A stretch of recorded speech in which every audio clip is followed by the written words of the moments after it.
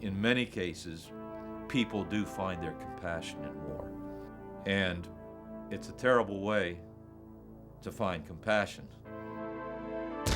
Company K is the American World War I book of its generation that can be said to stand with contemporary classics, remarks, All Quiet on the Western Front, Graves's Goodbye to All That. It is a work of that stature in its absolutely unflinching realism about the experience of combat in World War I.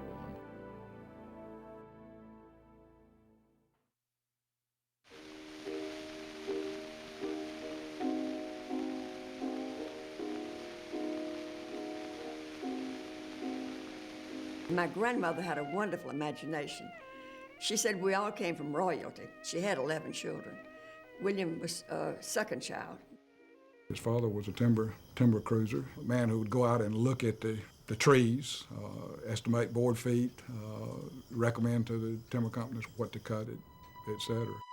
Living in those miserable mill towns where someone as intelligent as he was must have felt rather out of step. His sister Margaret got to go on and finish high school. He didn't. He seemed happy enough, loved to entertain the neighborhood children. And I know my grandmother taught all of them how to play the piano, and they didn't even have a piano, but she drew the keys on paper, and she taught them all the notes.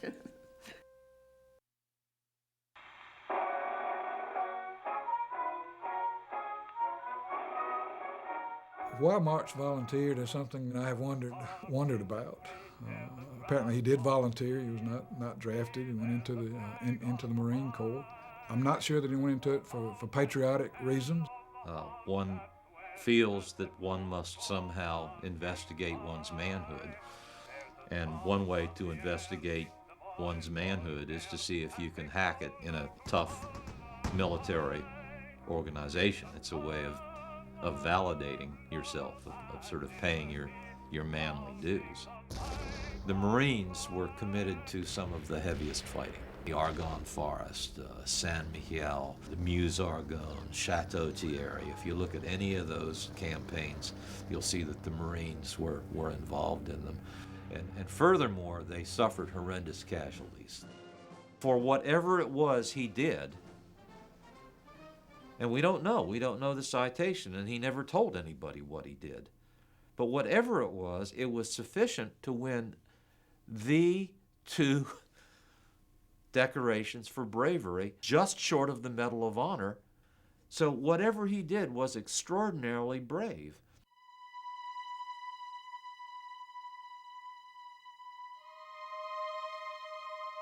After the war, he came back to Mobile and went to work for Waterman Steamship Corporation. After World War I, Mr. John B. Waterman acquired several ships, and from that, the Waterman Steamship Company grew in Mobile as a Mobile business. Mr. Waterman had been in the Spanish-American War, and he had a soft spot for any people who had been through wars, and of course Bill Campbell was one of them. He used to have nightmares about it. All it would come back, and he just had an awful time adjusting after the war. He had, in fact, been profoundly disillusioned by the war in just about every sense of that term you might imagine. The idea that somehow the mask fell away from the world. He was, shall we say, somewhat strange. I mean, he didn't mix with people. He sat at one bench, but he always sat in that one bench, watching people.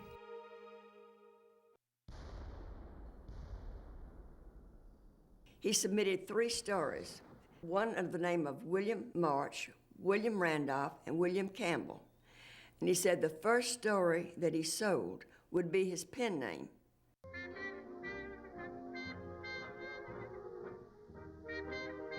I don't think anybody since Thomas Hardy had come up with such an uncompromisingly honest and harsh vision of life.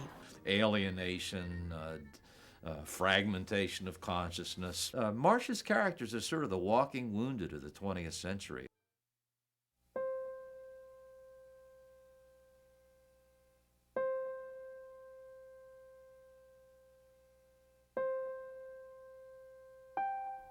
War is an isolating experience. Having been in a war is an isolating experience. It's an experience that you share with other people who have been in a war but absolutely do not share with people who haven't. No, we never mentioned the war. Never. He may have mentioned to someone else, but he never mentioned it around family. The World War I thing, I never heard him mention it. Never.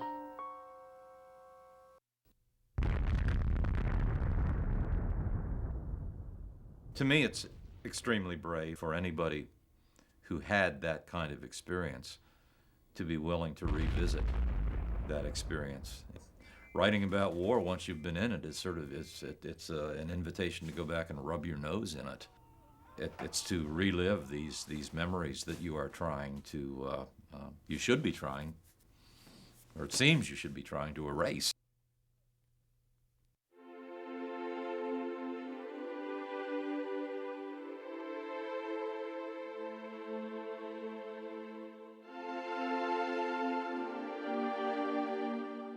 What he discovered in Company K is that every single human person is carrying this extraordinary story around inside them. Well, it was nice talking to you. I'm sorry. What did you say your name was? War has a kind of dreadful beauty. War has an incredible intensity. You're never as alive as when you are that close to death. I mean, I think Hemingway had made a career out of saying that. March is often compared to Hemingway, and to my way of thinking, March got closer to war. March got closer to all of it. Over there. In the hole.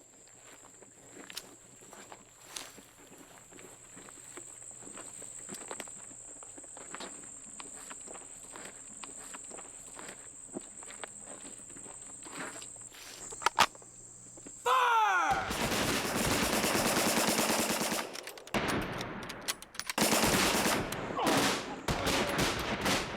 Ceasefire! To the best of my knowledge, Company K is the first piece of major literature that shows American soldiers committing a war atrocity. But where there's truth and where there's extension of truth or just non-truth, I think it's hard to know. I don't know whether that happened in March's personal experience or not. I suspect he heard about it, knew about it, and may have had more direct contact with that. You know, you always wonder, you know, if writers do write combat books as a way of exorcising their demons. I will never hurt anything again as long as I live.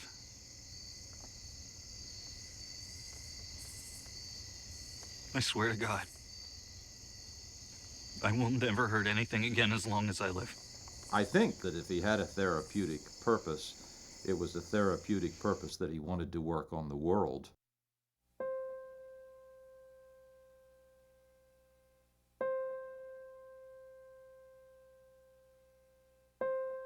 I remember as clearly as if it happened yesterday. October 2nd, 1918. The night before the big attack on the Meuse.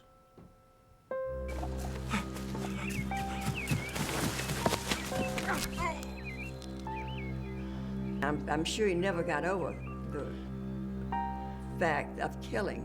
There's this furious sense of betrayal in March. This tremendous anger at a world and a bunch of people in charge of a world that would let something like this happen.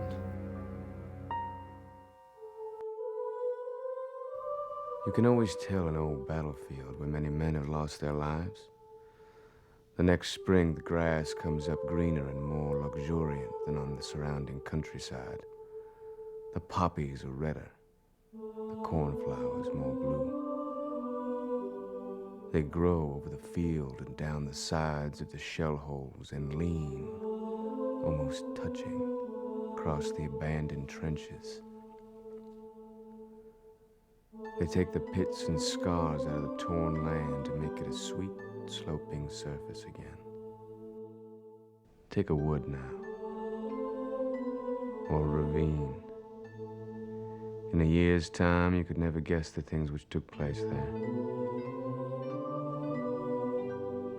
To me, it has always seemed that God is so sickened with men and their unending cruelty to each other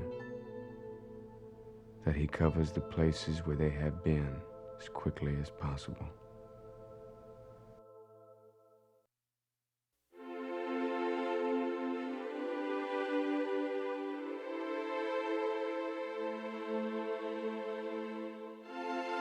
It was a profoundly anti-war statement. Military service in a combat unit in a war is just that brutalizing. I don't really know what an anti-war book would be. The more you describe about it, the more people know about it. It says something to the effect, don't ever let anybody ever have to do this again.